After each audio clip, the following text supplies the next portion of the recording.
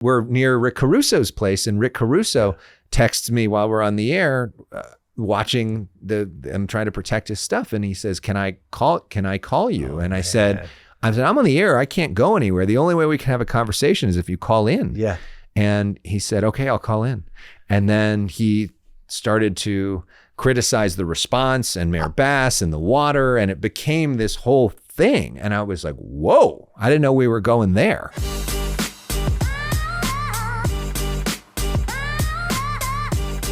Yo, welcome to another episode of In a Minute with Evan Lovett, coming to you live from the I Am Studios in the heart of LA. And today's guest is somebody that I look up to, literally, but also professionally. This is Elex Michaelson of Fox 11 and also the talk show The Issue Is. This man is a fixture in LA journalism and around LA, and somebody who has been contributing mightily to just LA's airwaves. I'm sure you've seen him around. I know you've seen him around. I have been on his show, and he is probably the face of Los Angeles news right now. So Elex, welcome to the show, and thank you very much for coming in. Thank you very much. I'm excited to be here. I'm a fan of your show and what you do. We need more celebration of LA and more people that bring us together as a community. And for people that are watching this, not listening to it, you've got a new setup that we're trying out right now. Yes. So a shout out to the LA in a Minute team for a great job on the production. I like the way you've done it. Thank you for that. Yeah. Shout out to Seven Eckes. They do my production. Eric, the producer in the house, and of course my indispensable right arm, Gloria. So thanks, guys. Well done, everybody. For sending. Let us know what you think, by the way, in the comments, or send me a DM. I feel very at home. All the Dodgers and Lakers stuff. It's very cool. There you go. There you go. And I got to mention our sponsor, Culver City Toyota, right there on Washington Boulevard. Go see George. You get $500 in dealer cash on a new or pre-owned Toyota, Corolla, Prius, RAV4, Camry. And the thing is, Culver City Toyota really is a comfortable place. I know all the folks over there. They're nice, no pressure, good dealership. And you know my thoughts on Culver City. Very, very interesting, unique community. But that is for another discussion. All right, Elex, thank you for being here again. Sure. There's a lot to get into because I wanted to be you growing up. Did you really? My goal coming out of college was to be a broadcast journalist. Okay. I interned at NBC. So did I.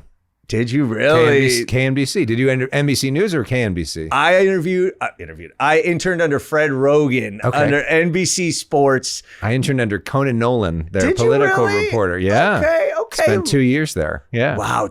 I lasted 3 months. So a little bit, and that'll tell you where our career trajectories went. There you go. That shows. So let's get into your background, because this is a fellow Valley guy, and we were discussing this off air. He's actually born. Were you born? I know you're an LA native, right? Born Tarzana, Regional Medical Center. Valley guy. Let's go. Yes. Grew up in Agoura. Yep. And the quick little side conversation before we went on air here was, is Agoura in the Valley? It's in the Conejo Valley, not the San Fernando Valley. But it's 818, so I contend that it's at least part of the grander valley, the way I see it. And we got some friends, and we have a close mutual friend, actually, from Agoura as well. Shout out Loren and her husband, David, friends, the show. But so tell me this, first of all. What I want to know is, when did you know you wanted to be a broadcast journalist? I was a kid. I mean, I was interested in it. I remember, honestly, watching the Today Show and watching Bryant Gumbel's Last Morning. And they did a retrospective on his career right before Matt Lauer started, and all the people and places and things. And I thought, what an amazing gig to be able to interview presidents, but also have fun and travel and see the world and have this front row seat to history, to see people on their best days and their worst days, to be able to access things that regular people don't, and just have a life full of experiences. And I thought that was so great. I mean, from the time I was a geek, like from the time I was a kid, I was interested in both news and politics, and kind of didn't know which one I would potentially want to do. Yeah. And you know, have been lucky to be able to do some variation of both. You know, and I'm going to be jumping around because there's so much I do want to cover. You mentioned lucky, and I want to say that when I tried to go, what happened with you? Journalist. Why not? So I was a sports writer. That's how I got my foot in the door at NBC. And I was so confident that I was going to do great on air that I didn't take the internship as seriously as I should have. You know, an intern, you should show up early, stay as late as they need. My shifts were 7 p.m. to 11 p.m. And I was during the winter, so I was covering basketball and hockey mostly. I'm a baseball guy. Lakers don't play every night. Kings don't play every night. So sometimes it'd be like Hartford Whalers against the Quebec Nordiques. And I'm like putting little notes on what clips. It kind of like, oh God. And I'd be the first one out the door because I was so confident that I was like, listen, it's going to all be about my screen test. At the end of the internship, you get the screen test. When you got a face like that, you can be confident, right? Hey, my confidence comes from being an only child. My mom always telling me how proud she was of me. So I thought I was the best. No. So I knew my screen test was coming. And I was like, I'm going to kill this screen test. Doesn't even matter how the internship goes. As long as I get the tape to send out. And going back to the luck part, to send out to Iowa, Nebraska, and Florida, and because you're never going to start in LA was what I was told. But we'll see different than that. Point is, at the screen test, I was fourth of the 4 interns at the time, and the first 3 went uninterrupted. You know, I'm sitting there like, okay, good luck with that. You know, so it's my turn. I'm in the big chair, in Fred Roga's chair, wearing a suit and tie, reading the script, teleprompter, and all of a sudden I get an interruption on the over. They didn't have the ear things right back then. I don't know how it works, but overhead interrupted. He didn't interrupt any of the first 3, and they're like, can you enunciate more? I felt I had a good vocabulary. I had never encountered the word enunciate up to that point. So I was like, oh no, talk louder. For only thing I was like, I guess that so you're now screaming. So I just started talking louder and I guess not enunciating my words properly. So anyway, it finished. That feeling washed over me like, what a waste. This whole internship was, went nowhere. I never even ended up sending out my tape or pursuing. I got a job at the LA Times. I was a decent writer. So I was covering sports for the LA Times and then went into the private sector after that. But my question to you, and going back to luck, you started in LA or San Diego, right? San Diego. Which is a great market and a local market for somebody from Los Angeles. How did that work out? Give me the start. I'm going to go back further, but for right now, how did the career start in San Diego? That's a stroke of luck, man, because my thing was like, I don't want to start in Nebraska or Illinois or, Pennsylvania. Like, so how'd you land that first and foremost? Well, I took the internship thing a little more seriously than you, apparently. Of course, yes. Good. Luckily for all of us. So I showed up every day wearing a suit and tie because I went out there, did all this extra stuff. And I was with Conan Nolan, who was great, the greatest, who I love, who I just saw and had lunch with this past weekend. Yeah. I'm still very close with him. And it was great because he was sort of at a point where he wanted to spend more time with his family and I really wanted to work. So we would kind of meet up at the end of the day. I'd go work, he'd go to his family. So I'd go shoot stories. I interviewed, I remember Arnold Schwarzenegger was governor running for re-election, and I'd go in my suit and they all thought I was a reporter. As an intern. And I would do my interviews and they do 2 shots of me. And so my tape was me, doing this. And then Conan set me up with his friend, Steve Handelsman, who worked at NBC News Channel in Washington. And so I did an internship for a summer in Washington and went out and went to the Senate and went to the White House and went to the Supreme Court. And at the time, the senators were Hillary Clinton and Barack Obama and John McCain and Ted Kennedy and Mitt, all these people. Yeah. And I had this opportunity to interact with them as an NBC News. People just thought I looked a little older and I was tall and I'm in the suit, and they thought that I was just a new young reporter. And I convinced the editors and the to put together pieces for me on the side as a favor. And then Conan was great, and he said, send them back to us. And they started airing them on Channel 4, which was totally illegal, but but it looked like a regular NBC News piece. And so my resume tape was a bunch of pieces that had aired on Channel 4, professionally shot, that aired for real. And so I had a friend from Agora who's I played on the basketball team with him, and his father was in the news industry and general manager of different stations. And he said, let me help mentor you. Yeah. And his friend was the general manager at the San Diego station. Yeah. And so he said, just watch the tape, because they had never even looked at a tape for somebody my age. Right. And so he said, just watch it. And so he watched it. And then he said to his news director, just watch it. and they said, we don't hire people this age, just watch it. And they watched it. And because a friend had said to do that, they watched it and they said, we'll try you out as a freelancer at 21, but I didn't have a job. So I would go down there, and my sister was at San Diego State. So I would sleep on her floor, and then her roommate got sick of that. So then I was staying at the Motel 6, where there was like doing drug deals outside the door as I came in and all the rest of it. But eventually they gave me a contract, and because I just was in the right place at the right time. They had a couple of their weekend morning anchors that just happened to leave like within the 2 weeks of me getting there. So then I became the weekend morning anchor at 21 years old and in San Diego. All from that. And to make an even crazier full circle story, that friend of mine who knew the general manager who helped mentor me 2 years ago just got hired as the general manager at Fox 11. So he's now my boss. You know, hard work, preparation. What is the saying? Hard work plus preparation equals luck, or something like that. So, I mean, look, you obviously work hard. You're ambitious, talented, but even going back, so you were self-described. Did you say dork or nerd, by the way? Both. Okay. Yeah. So always getting straight A's. You were that kind of student all the way through middle school, high school, the whole deal. I was the student body president of everything. Yeah. Okay. Yeah. I saw the student body president thing in my research. And I think what impressed me more, and this is how my mind works and probably why I was a little bit less accomplished as an intern. I also saw that you were captain of the basketball team 3 years in a row.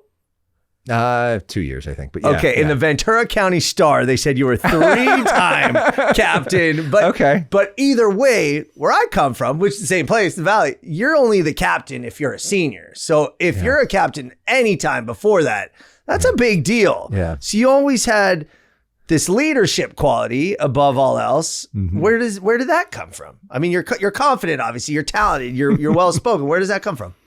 I have great parents, and I got to give them credit for everything. And I don't know. I mean, I also like studied leaders. I mean, that's something that I've always been interested in, the study of leadership, and have read a bunch of not only presidential biographies, but biographies of business leaders. And like, that's always been something that I've been really fascinated with as well. You knew, so you were, and again, this is tough because I'm raising a son. And I'm always like, you know, what are your goals and what do you want to be? And, you know, some days like, I don't know, some days it'd be something random. And I remember, look, when I was a kid, I wanted to be a baseball player, professional baseball player, which is a different thing. But you're laser focused on this from the beginning. And you knew as soon as you saw Bryant Gumbel, you were like, I'm going to be a broadcast journalist and then work my way to the top through that. Were there ambitions beyond that? Or was it like, I'm going to be the best in that profession? I don't know, either that or some sort of politics, something. I don't know. I mean, I loved the Today Show. I loved the KTLA Morning News as a kid and its connection to LA. I loved Good Day LA too. I would watch with Steve and Dorothy and Jillian. That was my first internship when I was 17 years old, interning with them and being, you know, that's where my whole career started. And then to come back and, you know, end up anchoring that show for a short period and anchoring on that station is kind of wild. That's crazy. But yeah, I mean, I was drawn to that and sort of studying that from the time I was really little.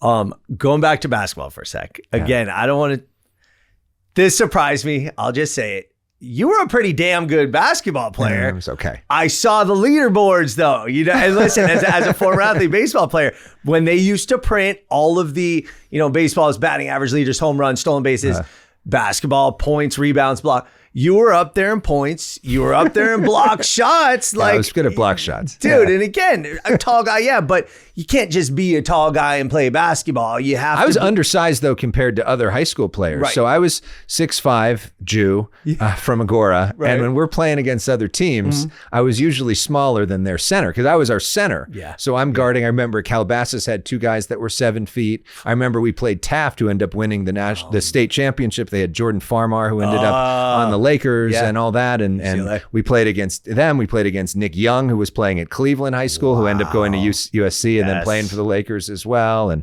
Aaron Aflalo, who went to UCLA. And, you know, some of these guys, we were very undersized. Did you ever have ambitions of playing higher level hoops? Of course. But I remember going to Pepperdine basketball camp for several years when Lorenzo Romar was the coach back in the day and running the stairs there. And I remember they pulled everybody out and they said, okay, well, here are the actual percentages of people that go to the NBA. It was like, there's maybe be a chance that one person here possibly, and it kind of was an awakening for me that maybe that isn't the thing. But yeah, as a kid, I was obsessed with basketball, obsessed with the Lakers and Lakers history. Would you have rather been an NBA player or doing what you're doing? Of course. Who wouldn't rather be an NBA player? All right. Yeah, that's the greatest. Who wouldn't rather do that? Wait, so big Laker historian. Who were your guys growing up? Shaq.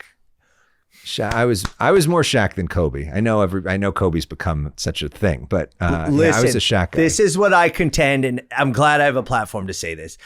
It felt like you were either a Shaq or a Kobe guy, and I was always like, why? Like they're awesome. They're both awesome because they were warring, and they made people pick. It sort of seemed like. You know what though? It's completely different personalities, different approaches to the game, different style of play, to life, all that to life. Absolutely, but like. It was a beautiful thing to watch those guys play. Yeah. And that was again, like I'm more baseball guy than basketball, but how were you not be a Laker guy during that era? One of the and then all the guys on the side, Derek Fisher and Robert Horry and Rick Fox and the whole thing. And what's been so fun recently in the last few years is getting to know a lot of these guys as I've done different reporting. I mean, one of the things I've really pushed in the last year is this concept of athletes who serve and profiling athletes who are involved in the community because I love that concept, but it's also been a byproduct of that is getting to know a lot of these guys that were my childhood heroes. Super cool. Yeah. Man. Is Shaq amongst I've them? never interviewed Shaq. He's like the person that I would most want to interview. Shaq, I know. Do you hear this? This guy sits with presidents, senators, political figures, athletes. Shaq, come on. I want to get with Shaq. Get on with Elex Michaelson. Yeah. And then come on In a Minute with Evan Love because you're on my bucket list. Yeah. I want to talk about your name for a second. Okay. Elex is a very unique name. It's not the only, because I did look up. There are a couple other Alexes, at least on Instagram, that I saw. Some of them named after me. Really? So that's the weirdest and biggest mind-blowing moment of like you've had some sort of impact. So Elex is it's really Alexander. Yeah. And wait, it's Alexander? Alexander, yeah. And it comes from my mom and dad named me after my mom's grandmother, Ethel, who obviously usually in Jewish tradition you name after somebody that has passed and that you were close with. And mine was Earl. My dad's dad was Earl, so first letter E. Yeah, Evan. so they took the E for Ethel and then kind of created their own name of Alexander. Wow. And so that's where it comes from. But I have gotten notes from different people since I started working at ABC in 2010 that named their kid Elex after seeing the name on the news. Most don't say Alexander because they don't even know that's really my name. Yeah. So I know of a Mexican Elex, an Armenian Elex, an Italian Elex, like all these different groups that have the parents have reached out to me that said they've named their kid Elex. And some of the kids have reached out to me now, which kind of feels like one of those scenes, like I'm not your father, like looking for, like paternity thing, like the kids that you didn't know you had, but it's wild. It's a cool name. Yeah. How many people say Elex? Oh, Elex, Alec, all different variations of it every single day. That's funny. It's hard, but I actually think it's a blessing. I mean, because it's hard to get somebody to know it, but once they know it, usually they know it and then they remember it. Yeah. And again, it's also short and unique, and it's tough to find like a short name that many people don't have. Okay. So when you were finishing with the Girl High School, I want to know why you went to USC and what other schools were in the mix. Right. So at that point, I thought I really do want to do this journalism thing, but I had never had any experience with journalism. Okay. And no school paper in high school, anything like that? No. Wow. And it wasn't a great program there, but and I was busy with the student council and the basketball and other stuff, and I did a lot of I did comedy sports and I did mock trial. I was busy. I did a lot of stuff there. So I never thought I wanted to go to school in LA. Okay. I had grown up a UCLA fan. Everybody in Agora, all my teachers had been there. Most of my friends' parents had gone there. I went to the football games every year with my friends' parents. I went to the basketball games. I did the 8 clap, did the whole thing. Yeah. I'd never even been to USC. Okay. I went to USC on a visit my senior year. And I remember getting out of the car, and the first thing I heard, literally as we got out of the car in the parking lot, was bum ba da da da da da ba ba ba da, and it was like literally the band was rehearsing right next to where I like walk out to the theme song, which just cool. felt so great. Super and we cool. walk around, and I go on campus, and this was the height of the Leinert Bush, great years. So everybody's in USC gear. It felt almost like a cult. Like, what is going on here? Like, everybody's in the school They spirit. represent hard. And it was, they represent hard. And then we went to the journalism school, and they say the class size is 8 to 12, and they take you in, they show you the TV station they have there, and they show you all this stuff. And I'm like, wow, this is incredible. And then the next day I went to UCLA for their tour, and they said the class size is like 400 or 500, and we don't have a journalism program. And for several classes, you have to sit in a secondary classroom because you're not in the classroom with the professor because it's too big, and you watch it on a screen. And I'm just like, this isn't for me. I thought I always wanted to. Hurts and to hear. I went. I remember traveling to Boston and New York and to check out their schools, and Syracuse, and just being overwhelmed with the cold, just like hitting me in the face. And then at Syracuse, it was like a 55-degree day, and all the people were outside, like wearing no clothes, completely pale because they thought it was such a great thing. And then they wrote on this. I remember they wrote on the board the average starting salary for a journalist, and they wrote like $17,000. And I'm just like, I don't even know if I want to do this. Like, I'm going to come all the way here and be around. That's why I got out of the business. By the way. Absolutely. So then USC, I'm like, wow, USC would be so great. This feels so great. But I didn't get into the journalism school.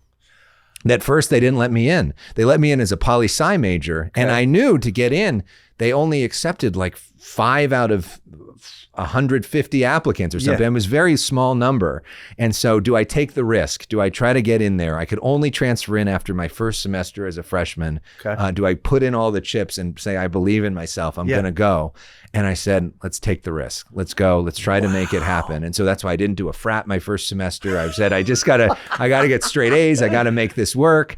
And I transferred in. And then I eventually graduated first in my class of the whole thing. And so I saw on the day of the graduation, they gave me an award for finishing first, and sitting in the front row were the counselors that didn't let me in the first time. So I got in your face. No, I got to, I did. I went up to them and reminded them of that fact. Good job. On the day. But USC was such a great place to be at that time. It was like a magical time with the football. I have to say, I'm a very proud Bruin alum. And I've been disconnected from the university since graduating. I'm starting to get more ingratiated again. And I always wanted to go to UCLA. Opposite of you, I was like, I'm staying in LA. I only applied to 3 schools, UCLA, USC, and Berkeley. And I was like, I'm going to either UCLA or USC. I only wanted to see if I could get into Berkeley. I didn't even want to leave. Again, super like LA nerd. But that USC era, starting with Bush. I mean, Reggie Bush, most exciting, probably my favorite college football player that I've seen in my lifetime. But that was Pete Carroll. That was special. Forever. And I feel that kicked off an era where USC became the prominent university in LA. And it kind of pains me to say, because and remember we didn't have a pro football team at the time. Correct. So it not only became the preeminent university, it became the preeminent football destination for LA. And so you had all the celebrities, and you had it became just this cultural mecca at the time, which was really cool. And they built up the campus. They built up around the campus. Gorgeous place, fun place. Okay. Enough USC. But I do want to know, why did you think you were going to leave LA? Did you just want the new experience, like after high school? I mean, I had been here forever and just thought, okay, wouldn't it be interesting to have a new experience? But the truth is that Agora and downtown / South Central are very different experiences. So it was like I was living in a whole new city. I mean, Agora, we call it the bubble, you know, so it's hard, you know. Did you call it that back then? Oh, yeah. Wow. Yeah. So you knew, huh? Yeah. You knew, but I didn't realize as much until, and I feel very fortunate to have grown up there, having now reported at so many different schools around the country. And I went back last year and spoke to the students there, and was really blown away at how smart the questions were and how nice the facilities are, and felt really fortunate to have grown up there. It's a great place. Wow. And now you say you're out in West LA, correct? Yeah, right by our station. Okay. So what do you think? And by the way, so their station right there on Bundy, I mean, next to UCLA, fairly close to UCLA. Very close to UCLA. Ironically. Sure. But I always think West LA is funny because it's sort of like an area. It's a neighborhood, but it's so nebulous. Like, where does West LA really end and begin? And I don't want to say it's not a neighborhood, but it doesn't feel like a neighborhood. It's one of the few places in LA that doesn't feel like a neighborhood. You know, there's Sawtelle right there, which is beautiful and great and a lot of culture. But like, yeah, West LA is interesting. What do you think? Let me rephrase that. What are your favorite neighborhoods in LA? Or what are some, you don't need to say favorite, but what are some that you love? Well, my parents are in Venice, and so I spent a lot more time in Venice probably than I do in West LA. West LA is very convenient for the work week. I work very late and I'm there a lot. So, but I don't really hang out that much in West LA. So I spent a lot of time in Venice. I always thought an ideal place to live if I had money and really did it up would have been Pacific Palisades, which I think is, before was the perfect combination of a lot of different things. Yeah. It's beachy, but not too beachy. It's urban, but not too urban. It's suburban and close with the people that live there. It's close enough to LA, but far enough away where you feel removed. I mean, I used to go there, especially during COVID. I would just go and walk the neighborhood because there was nothing to do. And I just loved seeing the houses there. So this is so heartbreaking knowing so many people that live there. I mean, I never could afford Pacific Palisades, but that always was one of my favorite neighborhoods in LA. I mean, I like so many different areas. You're an LA guy. I've been everywhere. I mean, the great part, the best part about being a field reporter, which I got to do for like a decade before I started as an anchor, is every day you're in a different community. Yes. So you know not only where everybody got killed on that block, but you know where the good taco shops are, or where the bathroom is, or where the history of this stuff. And I'm like a history geek, so I love all of the little stories that you see in different neighborhoods too. That's why I love your show. Well, thank you. Were there any neighborhoods that surprised you, or any neighborhoods that stood out in your field reporting days? Because I remember, and this is the truth, the two that my first year that I was doing LA in a minute, that I was like, I've never spent any quality time here. And these are awesome places. Boyle Heights and San Pedro. Yeah. Like both. Super far apart, and both for completely different reasons. But in Boyle Heights, you just feel the culture and talk about a neighborhood. Like, again, Mariachi Plaza, El Tepeyac, like there's so many good places, Monarca Bakery. There's so many good places there. And the people are out. It just feels like a neighborhood. And it's like so interesting to walk around because you see the old remnants of the Jewish culture that used to be. There's still a temple. I believe it's now there's a temple that's like a Guatemalan church, but it still has like the temple like stuff. And you're like, this is so cool. It was a Japanese area. And then San Pedro is just like super interesting. I mean, you have the port, the Korean Friendship Bell, but you have like Busy Bee sandwiches, and then you drive down, I want to say it's Pacific. I'm so bad with directions. It's either Pacific or Ocean, one of those streets where all the facades still look like they're from like the 1950s and 60s. And it's like such a crazy, unique place that I'd never been to. What were the neighborhoods that you and your field reporting days were? Yeah, I mean, I hadn't spent a lot of time on the East Side. And so that's where you see, frankly, a lot nicer people. Yes. A lot of times, better food, obviously great Mexican food, and just a real love of family, which I think is so interesting and cool. And the LA just has so many different pockets that are just so different. I mean, it is, we describe it as sort of a bunch of neighborhoods connected by a freeway, or freeways, and I wish there was more of a sort of a central gathering spot, which we see kind of like when the Dodgers win or other things that bring this town community together. There isn't enough of that. Yeah. And we've seen, I think, in the aftermath of this fires, this sense of community of people trying to help out their neighbors as well. But, yeah, I mean, I love the little, everything has its little history. I mean, I went recently, I hadn't really spent time at the Redondo Beach Pier, or like just like random weird old businesses there and cool, it's interesting. And Redondo Beach was where surfing was first brought to the mainland from Hawaii. But we got to talk about the fires. And I reached out to you after we had been talking, but your coverage of the fires was a lesson in dedication to the craft, into journalism. I remember that first night you were on air, I think for 15 hours. How many hours was it? Something it was like 15 hours. And Marla Tejas, your co-anchor. Yeah. Is that, by the way, hello, Marla. We love Marla. Yeah, we love Marla. She is awesome.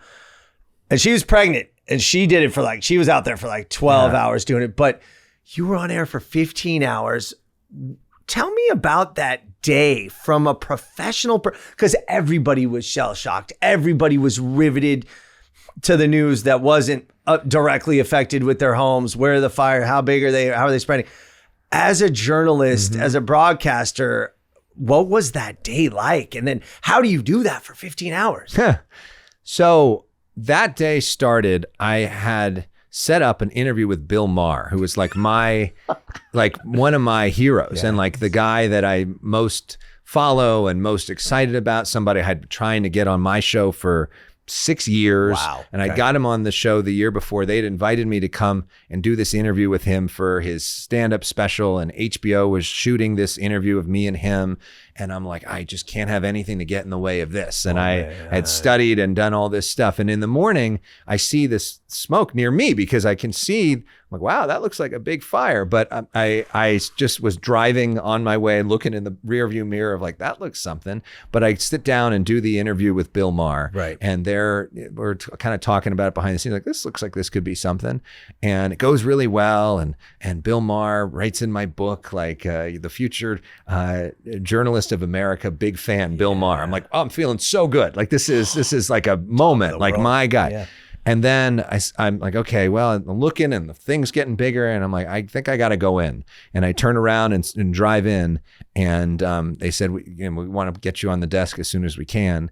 And then I just didn't stop for a week. And then eventually we got that Bill Maher thing on. But I sat down and we just kept going from person to person. And then that night we're talking to our reporters in Pacific Palisades and kept thinking, where are the firefighters? We're just letting this stuff burn. Where's the water? What is, and for hours we're on those streets and our reporters are there and we're putting it out and nobody's there to help any of these people. And that was just sort of stunning as a concept. And then later that night, Rick Caruso was, so I mean, it was very dramatic for me because a lot of my friends' homes were burning and they're texting me as their homes are burning live on the air. Right. And so they're watching it and I'm experiencing that. Or a friend of mine owned a place called Elise Walker, which was a fashion clothing store that I had been to many times. And my friend is texting me. I'm like, is that Elise Walker? I later said to the reporter, is that Elise Walker? Yes. And he says, I think so. And then Elise Walker texts me, yeah, that's my place. And so it was and then we're near Rick Caruso's place and Rick Caruso texts me while we're on the air, watching I'm trying to protect his stuff. And he says, can I call you? And I said, I'm on the air. I can't go anywhere. The only way we can have a conversation is if you call in. Yeah. And he said, okay, I'll call in. And then he started to criticize the response and Mayor Bass and the water. And it became this whole thing. And I was like, whoa, I didn't know we were going there. I was watching that live, right? And again, because I turn up, there's a lot of good news reporters in LA. Thank you. But honestly, Elex and Marla are who I want to watch for my reporting. Thank you. Okay. When you have Mark Brown on next week, you'll say the same to him, but that's okay. I was watching. So I was watching live when Caruso called in. Yeah, it was. And you're like, this is interesting. This is a guy who ran for mayor and lost to Karen Bass. Let's hear what he has to say. And I remember thinking in the heat, terrible term, but during all this going down, you're seeing the fires and the flames and the tragedy. The first thing, I mean, he led with, this is a failure of leadership. Yeah. And I was like, oh, wow, this is day one of what looks like is going to be a saga. Yeah, and then he brought up the water pressure not being a thing when, and he had been the former commissioner of the DWP, so he knows a thing or two about the water pressure. And that was the first time that anybody with real credentials had brought that issue up. And so I'm getting so many messages, and wow, that just struck a chord. Yes. And then I see the next day, Elon Musk tweets out a clip to that, and it's really growing steam in right-wing media and all these different places. And I'm like, wow, this is a thing. And also to be there's local news these days, like you get certain ratings, but there's a lot of people that aren't tuned in, especially a lot of people that are younger.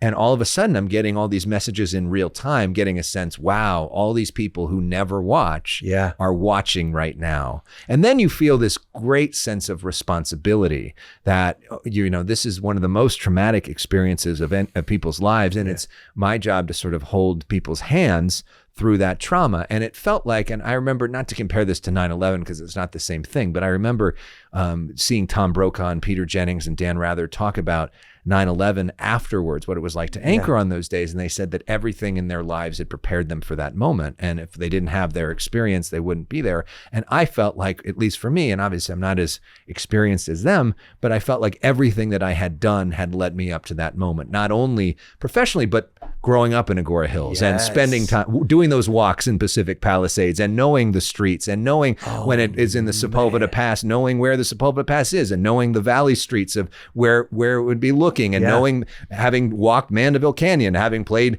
golf at Mountain Gate Country Club when it was coming to Mountain Gate Country Club and all these different, having spent time in Altadena and spent time in Pasadena and knowing where the Rose Bowl is in comparison to this and having just been there and having spent years as a reporter in the field and having spent time on fires and spending time in all these different fire training so I could be out there and knowing Rick Caruso and knowing Gavin Newsom and knowing the head of the LAUSD and all these people, like all of that prepared me for this moment.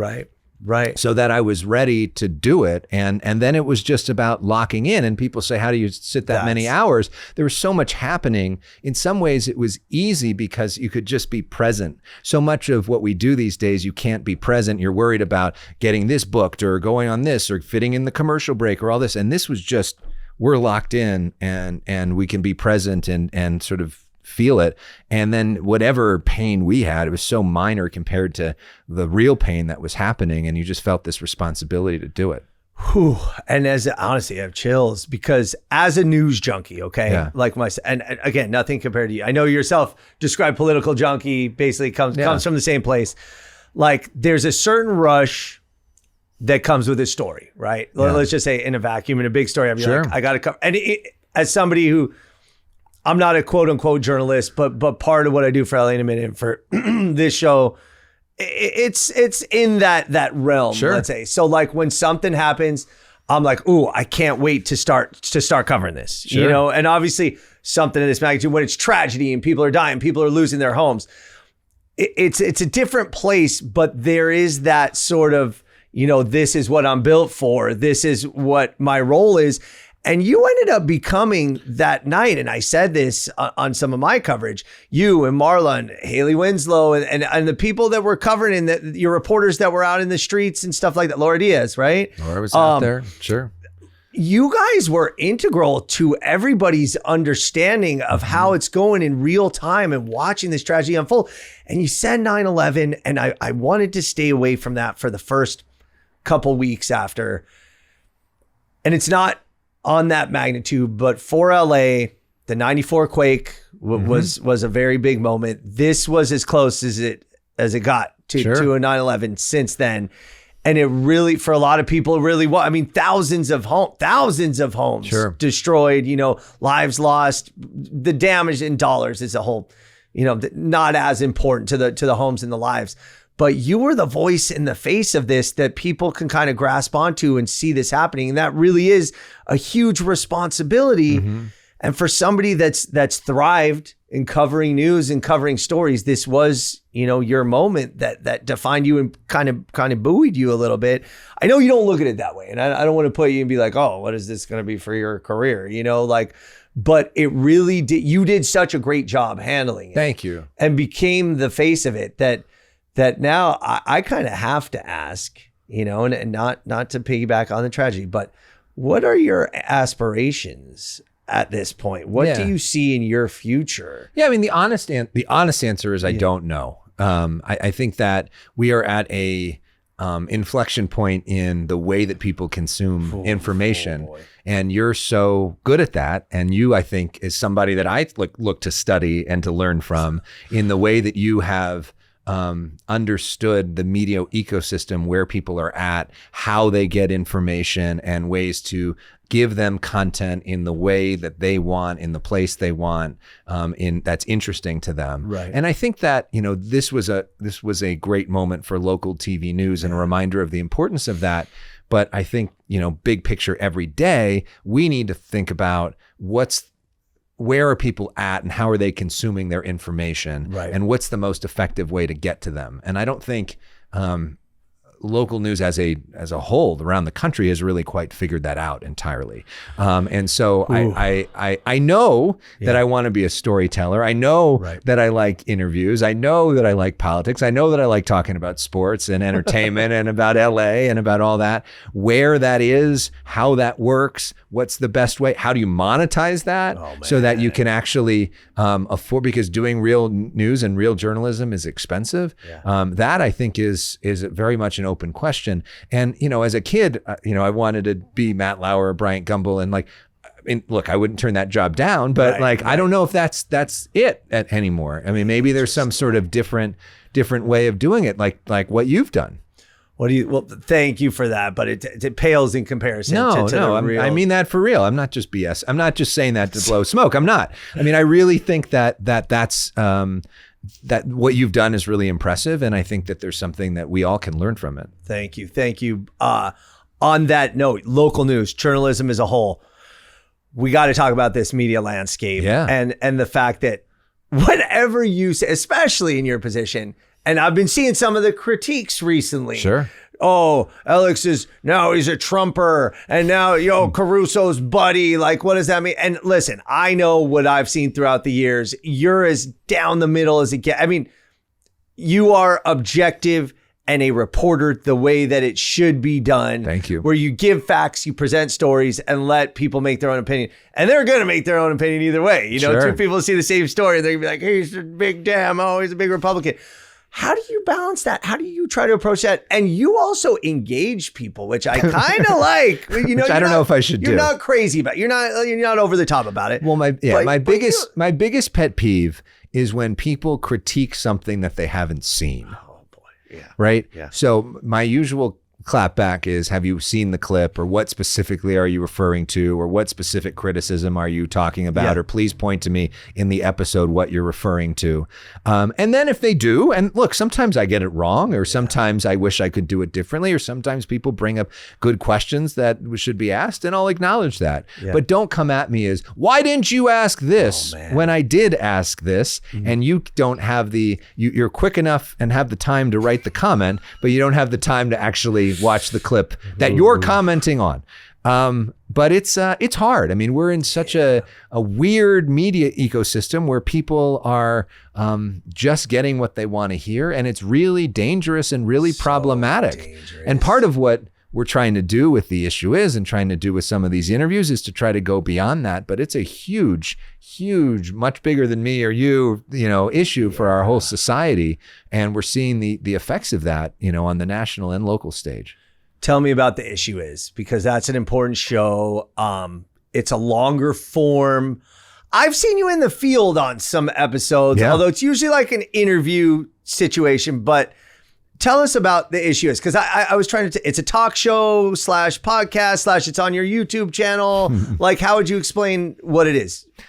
So we started back in 2018 when I first started at Fox, and the president of the network said, do a show and make it interesting. That was the only clips that we were given. And basically the origin of it is on Friday nights at 10:30 had historically been such a low rated time slot that they wanted to take it out of the regular ratings book for the news to try to increase the ratings numbers for the 10 o'clock news. Right. And so they had tried all sorts of alternate programming going in and out of that slot to just kind of be a graveyard to put some stuff and whatever. And so they had a political election year. That was the year of the governor's race for that Gavin Newsom was running. And so they said, maybe there'll be political ad dollars. Why don't you have a show and sort of as a throwaway, let's see what it is, but just you take your time slot and whatever. Right. And we started in our first episode, Gavin Newsom and Adam Schiff were our headliners. And then we had a panel with Dan Schnurr, Reva Martin, Joel Pollack. And just sort of went into it. And second episode, we had John Lewis. I really worked really hard to call in every favor and everything I'd done to try to make this good. It's your show. And then the show kind of took off and became its own thing. And then we started airing in San Francisco. And then we started airing in San Diego, and then they said we're going to air in every market in the state. So and there's now a show called Inside California Politics that's kind of based off of our model, because we tried to sell it to that station in Sacramento, and they said we like your show so much we're going to copy it and create our own, which is fine. And we're on in CBS in Sacramento. We're on different affiliates around the state. Okay. So every city in the state has our show on some different networks, and it's been really cool. And so some people call it a California political show. I don't think of it that way. I don't think of it as Inside California Politics. I just think of it a show about issues with interesting people. And the formats differ, which is kind of fun for me. Depending on the week, we've done shows focused on athletes who serve. We've done shows with celebrities. We've done shows that are more California politics. We've done shows that are more national politics. We've done a lot of traveling and a lot of stuff on the road as of late. We just went to Washington for 2 weeks with the inauguration. We did we did that show with Bill Maher. We did, so I think we've interviewed Governor Newsom more than anybody. We did debates. We did the first Senate debate for California last year. So it's kind of become this cool place to meet a lot of different people. And to your point, I've tried to put it in a lot of different places, because I realize that Friday at 10:30 is not the greatest time slot still. And even the bosses admit that, like, we'd love to watch people to watch it on TV, and that's the best, and that's where we can make the most money from it. And but that the win of the show is being relevant in social media and clips and other things, and finding homes in all these different formats. So I know, like, a lot of people that, especially in Sacramento and other places, that watch the show on my Twitter account, and they see the clips there. And so we've, been able to make a lot of news with that show. Where do you want to direct people to see? If somebody's like, I want to check out the issues, what do you say? Do you say the 10:30 slot? Do you say, well, you can watch it on TV, but the easiest place is probably on youtube.com/Elex Michaelson. There you go. Where all the shows are all there, plus extended versions of the interviews. Plus, I know you got a podcast audience. So The Issue Is, if you search for it on wherever you get your podcasts, we have longer form versions of the different podcasts. The Golden Mics, which is one of the journalism awards, this year has a podcast category for the first time. And we were nominated for Best Podcast for our interview with Nancy Pelosi, which I was very proud of, that to be in the podcast category. It's the first time I've ever been nominated for the podcast for anything. First of all, congratulations. And by the way, I didn't even mention. You should be in this category. But So, somebody make it happen. No, but I neglected to mention Emmy Award winner, right? 5-time Emmy Award winner. And I think out of 11 nominations, real quick, because I don't want to spend too much time, but what was it like to win an Emmy for your first one? Well, the first one was when I was in San Diego. Oh, wow. And it was, it was a regional Emmy there. And it was for a story called The Business of Beer Pong. Oh, okay. You're speaking my language over here. Because I was the young kid that was high. I remember I was 21. And so they're like, do a story about that. And so we found these professional beer pong leagues. I was like the frat guy. And so, but then I did this whole crazy story about beer pong and won an Emmy for it. So I got up there and I said, I want to thank my frat brothers for my first Emmy. But no, it's cool. And last year we won. In LA, it's hard to win an Emmy. I mean, I had won one during the pandemic for a story about the USC marching band, that same band that was there. So it was very full circle. I did a story on Dr. Bartner, and that was very cool for me on a lot of levels. And then last year we won for this special we did on athletes who serve with Clayton Kershaw. And so it wasn't about politics. It was about service. It was about the Dodgers. And it was very meaningful to be able to win for something that, a Dodgers story, and to have an Emmy that says The Issue Is on it. It was very, very cool. Do you get to keep it at home, or do they keep it at the station? Because I know when I go to the station, they have the walls of trophies. I have one at home. Okay. What's the most nervous you've been for an interview? I was nervous when we interviewed Governor Newsom. I was nervous interviewing Arnold Schwarzenegger and Nancy Pelosi. And was Schwarzenegger cool? People. The coolest. So he really the is. Coolest. And I've seen that. He seems like he's cool, but he really is. So that's a good story. So I had wanted him to be on the show for years and reached out to his guy every other week for almost 3 years. Okay.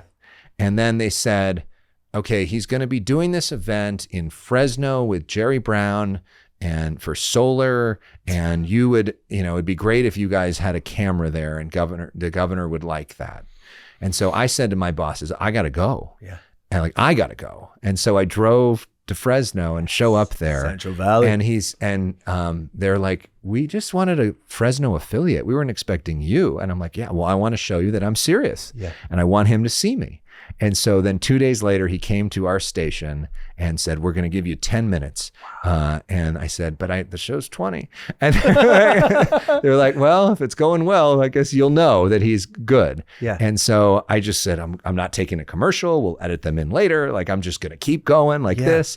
And 30 minutes into it, I just said, okay, I think we've got enough. And at the end of it, I said, okay, now I'm really feeling good. So I said, what would, if you had a phrase for like returning, if I had to go toss to a commercial break, like what would Eddie's like, well, there's a few. And he does, first you could say, get to the chopper. And he like does all of his taglines and ends with, I'll be back. And it was just like, that was it. And then after that, we were cool. On the way out, he invited me to host one of his events at USC with him on homelessness. And ever since, we've done, multiple interviews a year.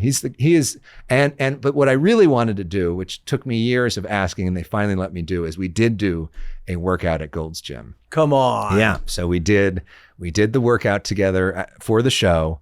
And I was talking about nervous. Yeah. And I never take pre-workout. Do you ever take pre-workout? No, I don't. No. So pre-workout is like a substance. It's basically like, like caffeine times 1,000 that gets you all juiced up. Yeah. And I'm like, that's not my thing. Right. But I'm like, I'm working out with Arnold and this can't go bad. Right. Okay. So I like load up on pre-workout, which I had never taken. For the first time. Which I had never taken before. Boy. Okay. And then I'm just like the Incredible Hulk all of a sudden because I'm like, so it works though. Through. So get mental. I brought along my trainer, who is such an Arnold super fan, to the shoot, and I said he's going to be my producer or whatever. Yeah. And Arnold looks at me and he's like, "You brought your trainer? What a fucking pussy!" And I'm like, just like laughing at it, and like I'm doing my thing, and the trainer's like, "You can do the full thing," which I'd never really done, but I was so amped up that I do all the plates and the whole thing, and then I asked him later, I'm like, how'd I do? And he's like,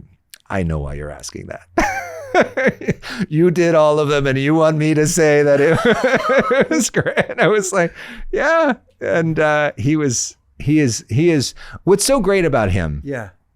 Not only is he a great person, right, but he's a great guest because he's very thoughtful in what he says. Right. He's funny as hell. Yeah. And he's unpredictable. So many politicians just do the talking points, and it's boring. And it's like a dance. You know what you're going to say. You know what they're going to say. And it's like a lot of the Sunday morning shows in Washington now. It's just so boring. It's like it's performance art. But Arnold's thoughtful, and you don't know exactly what he's going to say. You don't know if he's going to criticize or say something nice. I mean, that's part of why Donald Trump has been so successful, whether you like him or not. You don't always know what he's going to say. And so it's a more interesting show. For sure. And so the best guests are people like that give you something that you don't expect. Jerry Brown now is like that, very wise and kind of, you don't know what you're going to get from him. Two-time governor, former governor. Four-time governor. Four-time governor. Jeez. Right. Yeah. Have you interviewed Trump? Yes. How was when that? I was at ABC, I interviewed him a few times when he was running, and then I became the pool reporter for all of his California trips. We always got along. I mean, part of my strategy with him was I started every question with a compliment.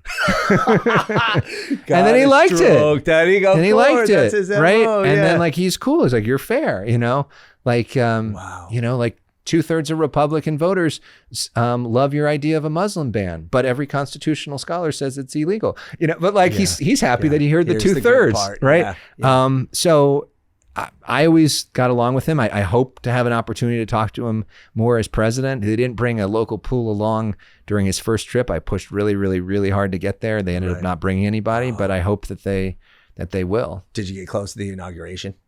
How was the inauguration? It was interesting. So we ended up, because they moved it inside, we ended up getting credentials to go to the Capital One Center, which is where they had the 20,000 people watched like a watch party, and then he came afterwards and they did the parade inside there. So I saw him when he came afterwards and was there for that. It was wild watching it there. I mean, it felt very WWE or UFC, right? Like the people come on the screen, like the Democrats, they're like, boo, you suck. And then Republicans come, yeah, JD Vance. And then Mike Pence comes on screen. It's like, boo, fuck you. You know, like, sorry, I don't know what your language is on here. Crazy. But and so it felt like this is where we're at in politics now. Like it's just like it's a show, but he leans into the show. Yeah. And it was crazy. You know, this idea of him signing executive orders with the crowd cheering and holding it up. And like, we'd never seen anything like that before, but he really understands the show in a way that Arnold kind of understood the show. But very few people do if they don't come from the world of TV and production in terms of how to create a moment. And that almost goes back to your point about the media landscape, local news, just journalism as a whole, because it's always been a certain way. People have always responded to a certain way. And now all of a sudden they're not responding as much because they have these different options, and they're like, yeah, I want my news, but I want a little pizzazz. I want a little unexpected, a little more unscripted. So, I mean, it's a different approach. Trump came to California, met with Newsom, met with Bass. You were there for all of it. Give me your take on just the interchange, the interplay between the three that affects all of us deeply and personally here. So, well, Newsom and Trump had a very good working relationship during the first term, much better than almost any other Democratic governor. Newsom would stroke his ego a lot, and it meant a lot of money came to California that didn't necessarily go to some of the other blue states. In the last few months, they've had this very contentious relationship. Absolutely. I mean, he didn't call him new scum during the first term. That's a more recent thing. The governor told me that they hadn't talked since 2021. So Newsom was not invited to that event at the firehouse, and there was all sorts of weird stuff going on between the two of them. They have the meeting at the tarmac. It's very warm. Did Newsom really surprise him on the tarmac? Was that the truth? That's what I had read somewhere. It's like he wasn't expecting. Okay. Well, I was with Newsom the day before, and I said, "What are you going to do?" And he said the tarmac thing, which is the first time he had said that publicly to me. Then it was like, okay, they know, but then they put out a thing that they had coordinated together, so they knew that was happening. Okay. Although Trump says, "I didn't know he was going to be there," but come on. Okay. So then they have their moment. And then apparently Trump invited him to come to the firehouse from the tarmac, and Newsom's team says that the security concerns and it was too much to get there and all the rest of it. I don't know. Yeah. But I think they're in a better place. Newsom, when Trump was asked about Newsom the next day on Air Force One, he said, we used to have a much better relationship and it's been bad for the last few months, but we both have the same goals, and it was nice of him to meet me at the tarmac. It was a different tone, which is ultimately good because we need the money. We need the support. As for Bass, she's there, and it clearly gets contentious with him and the point that she's trying to make. And, you feel for her because she's just just had a torrent of stuff coming at her in every direction. And she hasn't really fought back in a traditional way. I mean, she hasn't sat down for an interview with somebody like me or really expanded. I mean, I hope she will. Are you trying to get her? Of course. Yeah. Right. I mean, and from the day one, I said open invite. Even when she was in Ghana, I said open invite, if she wants to call in, this idea, I think part of the challenge for her, and maybe she is in the middle of a crisis, so it's hard to do that. And maybe media isn't the number one thing, but I don't think people have a real sense of her side in complete sentences of what she was thinking and why she's done what she's done. And so a lot of this stuff has been cut up, and it has not been particularly good for her politically. And so I think there might be some value for her explaining. Traditionally, she's less of a show horse and more of a workhorse. Right, true. But sometimes it pays to be a show horse a little bit. Especially in that business. You think Caruso's running again? I don't know. I think he's running for something. I mean, I think he was going to run for governor before all this. 26 next year, both of them, right? Mayor and governor? You have to pick. Yeah, but they're both on the... I think the calculus was that she was unbeatable for mayor so that he would run for governor, even though I think part of him actually really wants to be the mayor, even though it's technically, I don't know if it's a smaller job or whatever, but I think his heart is in LA. Yeah. But now maybe she is beatable and maybe he runs for mayor. I don't know. I mean, there's an argument that the electorate for governor is more conservative, right, and maybe easier to win. But who knows who else is running? And is Kamala Harris running? And there's a lot of people that are already announced. It's a very crowded field right now. Wow, that's incredible. Okay, backing down from politics a little bit. Let's go more LA stuff to close out. Okay, I want to know, what are your, as far as food in Los Angeles, all right, what are your favorite cuisines here? And if you want to name drop any restaurants, go for it. Well, I've said this before. I said this in LA Magazine, but I'll do another shout out. As an Agora Hills kid,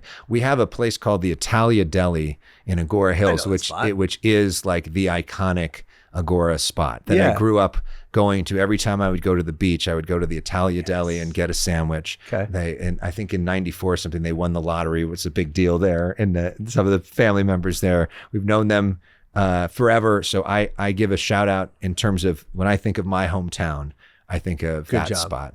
On the west side, I love Toscana, which is in Brentwood, where in terms of an Italian spot. But I don't know. I mean, I don't know. I could go on and on about food, but I love Italian. I love sushi. I mean, Felix is great in Venice. Yes. I mean, I don't know. I could, Evan Funky. There you go. That was his original, at least the original that I knew. Now he's building his empire all over LA. Okay. The direction of Los Angeles currently is very interesting. I've delved into this a lot. Bus lanes, bike lanes, affordable housing. The city council is going a certain direction. Yeah. And there are a lot of issues, unhoused, crime, things like that. What have you seen? What do you think about the direction of Los Angeles? Well, I think we're now at an inflection point again. I wonder how the fires is going to change things. Because, you think about that, the rebuilding process, we had enough of a hard time getting housing built before this. And now all of a sudden you have 6,000 or 7,000 people without a home on top of all the homeless people and everything else. And so I think we're at a moment where it's time to rethink a lot of those plans and policies and throw some of that out the window and come up with a policy that allows for better building and that makes more sense in the modern universe. And then you think about also like, we're probably not that far off from self-driving cars. I mean, look at how successful Waymo has been. That's a good point. And so a lot of that infrastructure that you think 10, 15 years down the road may not even be what's the reality of what's happening. And think about our car culture. If we actually do start moving towards self-driving cars, like the Uber model of what they would like is where you don't park your car. You just get an Uber, you get in, and then you don't have to worry about parking. And then there's another car that comes. And, so all of that and the combination of that, self-driving cars and artificial intelligence and how different LA it could be in a very short amount of time, is kind of hard to comprehend. That is a great vision. I feel like we're a car culture and people that love their cars, though, so that's a thing too, is a behavioral change. Generations in the future go in that direction. But you're right. The fires really, inflection point is a good way to put that, because you got to start rebuilding. I mean, not immediately, but as soon as you can, both those areas. And what are they going to look like? Because they was both so historic in different kind of ways. And you can try to rebuild to a certain extent, but you can't rebuild history, so it's, and they're all really different. I mean, and Malibu gets almost no press coverage too, but like that coastline is totally I was looking at your Twitter video decimated, the other day, right? And for miles, and some of the most expensive and beautiful coastline in the world, and some of these iconic homes, many of whom were older.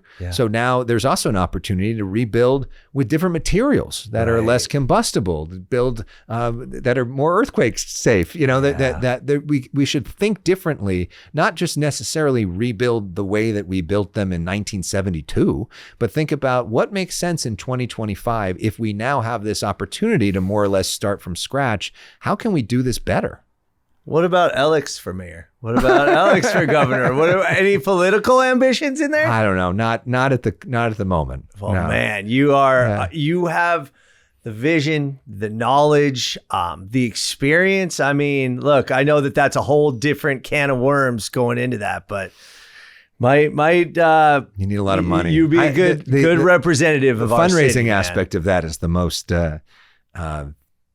icky for me. Well, yeah, and you know, I don't love the idea of my wife always says the intrusion on privacy is a pretty tough. But again, you're a public figure. Do you get recognized a lot? You have to, right? Yeah. I mean, more so. And I think actually I've heard a lot of comments after the fires because I think a lot of people were tuned into that. And again, I want to reinforce thank you for that, because that really is, listen, the true heroes, the first responders, the people that were on the scene, but telling us what's happening as it's happening and just broadcasting that really was a service to the people of the city. So I do want to thank you and honestly give my best to Marla. And as we're both grateful for that. But the real heroes for us as a news station were the crews in the field. I mean, who were dealing with the flames and the smoke and the lack of power and the lack of cell service and the all the hours out there and the roads and the whole thing. And what they were doing was far more heroic than us sitting in an air-conditioned room and, looking at some monitors. So that's they did the real work, and the first responders did the real heroic work. Man, but fantastic job. And again, I just want to thank you for being here. Anything else you want to promote? The issue is, don't forget, it's anywhere you get your podcasts. Great podcast, great show though. I know more is like the talk show version. Go to his YouTube channel, youtube.com/Elex Michaelson. Anything else? Watch him on Fox 11 News. Yeah, we're on weeknights at 5, 6, and 10 o'clock. Yeah. If you want to watch the old school TV version. And then if you're into streaming, we have an app called Fox Local, which is great and free. And you can stream us anywhere, anytime, on demand or live. So that's been a really nice resource, I think, during the fires when a lot of people were out of their homes and didn't have access to cable, but wanted that information. They could watch it on the app anywhere in the country.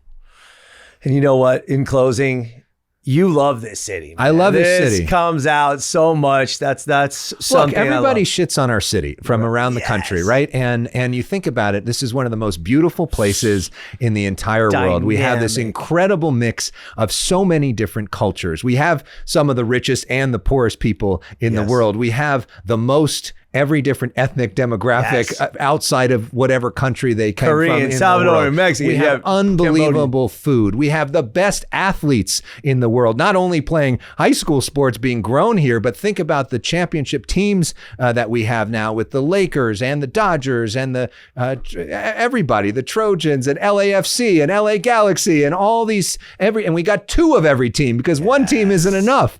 And we are leading the world in the entertainment industry, and hopefully we get more of the entertainment industry coming back here. We have so many beautiful places to check out and vistas from so many different directions. We have different generations here. I mean, this is an incredible place. It's worth investing in. Yes. It's worth spending the time and money to bring LA back, and we will rebuild. We have an opportunity now to make the city even better. And as we think about the next few years, as the whole world comes here for the World Cup in 2026, for the Super Bowl in 2027, for the Olympics in 2028, and we have the eye of the world here. It's a once in a generation opportunity to make this city even better. And I hope that we do it right. I hope that we come together. I hope we stop a lot of the political BS. I hope we stop a lot of the unnecessary regulations. I hope that we look for ways that we can come together and lift people up and make this what it is, which is one of the greatest cities in the world. Ladies and gentlemen, our next mayor, Elex Michaelson. I am so proud to announce his campaign for 2020. But a man after my own heart. And again, I truly do look up to you, and I thank you for everything you've done, man. Thank you for coming on the show. Thank you for listening, for watching. Like, share, subscribe. You know the drill.